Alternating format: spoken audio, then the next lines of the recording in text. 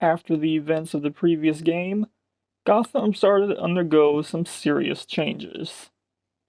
The most drastic one being that they walled off a portion of Gotham City, known as Old Gotham, and just dropped basically every criminal Gotham City has ever known inside. The idea was that the prison system clearly isn't working, and simply locking up these gang members and supervillains will only have them break out and cause more damage. So why not just let them be free? If the Joker wants to start a gang war, let him. But just block him off from harming any innocents in the process. This sounds like an extreme situation, and it is, but it kind of makes you wonder how this was even greenlit to begin with. And after making a surprise appearance at a protest over the Arkham City plan, Bruce Wayne himself even gets arrested and thrown in for no reason.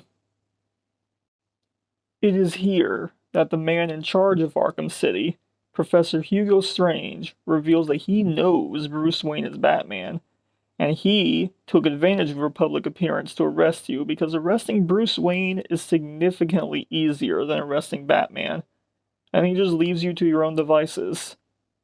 Bruce Wayne gets called forward, and we can see just how dire the situation here is in Arkham City. We've got extreme police brutality, we've got Black Mask trying to escape, Jack Ryder is also seemingly arrested for no reason, Deadshot's here and you're on his list, some random guy is watching you from the rooftops, there's just nothing good going on here. Immediately after entering the city itself, random goons will start trying to beat the crap out of you just for holding you down and then having Penguin knock you out. He considers this the revenge for the Wayne family ruining his family, although, granted, his family kind of deserves it, I'm just being honest here. Luckily for us, Bruce Wayne is kind of just built different. He breaks out of his handcuffs and fights back against the Penguin goons. I need to get to higher ground and contact Alfred.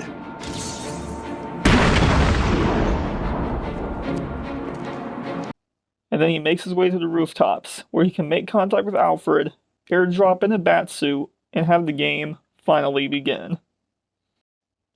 This game got to the good stuff far quicker than Arkham Asylum did. Instead of a slow walk through the asylum with some exposition until you finally get to a combat encounter several minutes in, the beginning of Arkham City immediately bombards you with something intense, gives you a short walk, and then a fight scene later.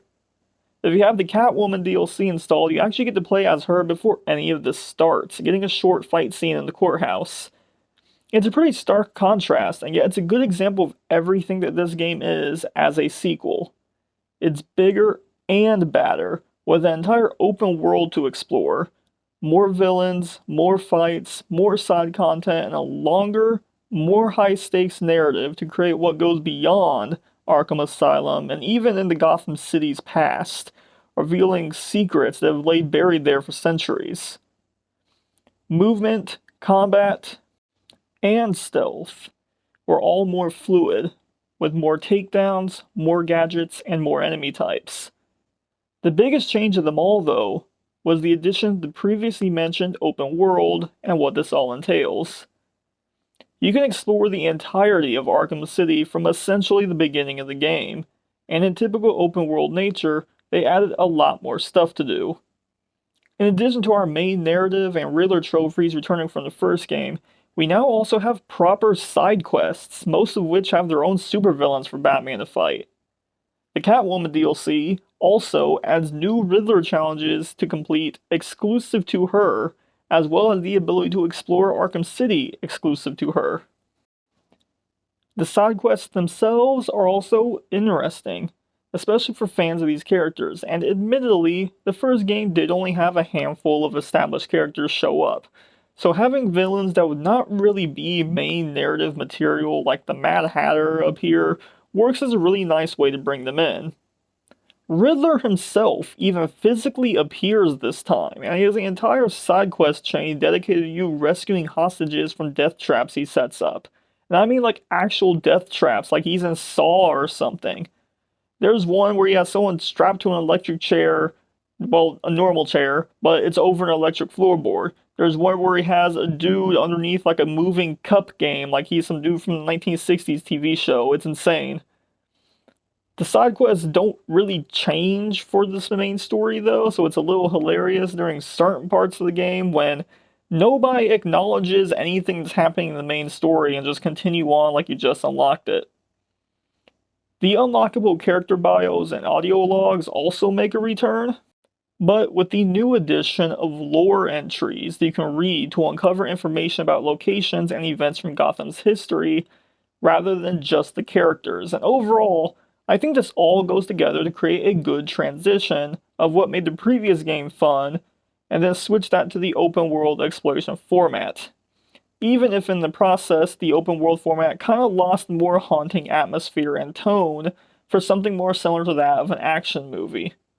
Lots of action, set pieces, and explosions, even early in, but that's fine. It works, and the game is great because it fully commits to this tone without shying away from the more grounded elements from the first game. Another big change I feel like mentioning real quick is the DLC, because Arkham Asylum technically had DLC, it was only on PS3. Arkham City not only has the Catwoman DLC mentioned earlier with her whole own storyline and open world exploration, but also Robin and Nightwing DLCs. Robin and Nightwing aren't playable in the open world like Catwoman is, but Robin does get a playable post-game storyline, and both characters get to be used in challenge maps, similar to how Batman got to do the challenge maps in the first game. I think Nightwing looks kind of stupid, but both he and Robin, just like Catwoman, have equipment exclusive to them that can make playing as these characters in these challenge maps kind of fun for anyone interested.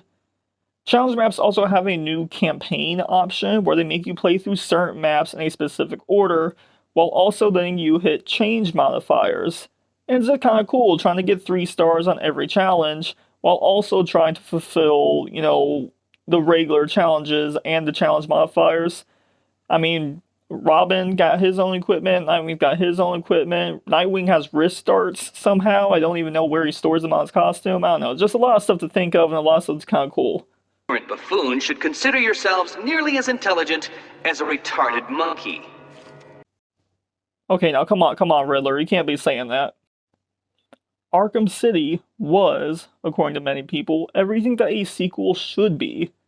The gameplay got refined, the story got more expansive, the world got more expansive, and we end up with an entire swarm of side content. Even if Bane was continuing to be a horrible adaptation of this character, it didn't stop other characters like Mr. Freeze from being a fan favorite boss fight, Mad Hatter and the Penguin from being memorable.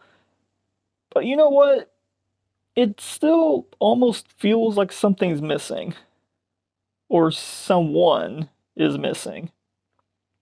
Even after the big reveal of Protocol 10 and what it meant to the city of Gotham, something else is behind the scenes, planning something. The game never brings attention to them, but some of my favorite details here are some hidden Easter eggs, if you'll call them that. It heavily implies some other villain is just biding his time behind the scenes. The game never acknowledges him.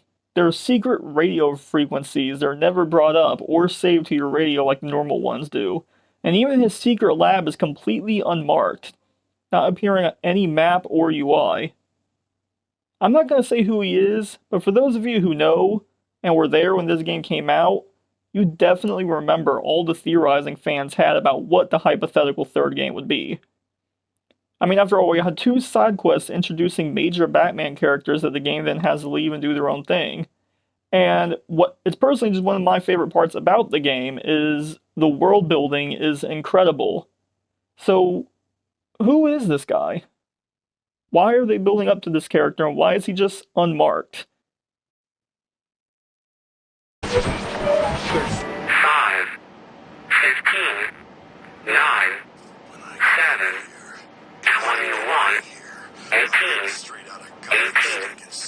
14, 3, 5, 24, 15, 12, 7, 22, 3, 10, 5, 15, 9, 22, 3, 8, 25, 26,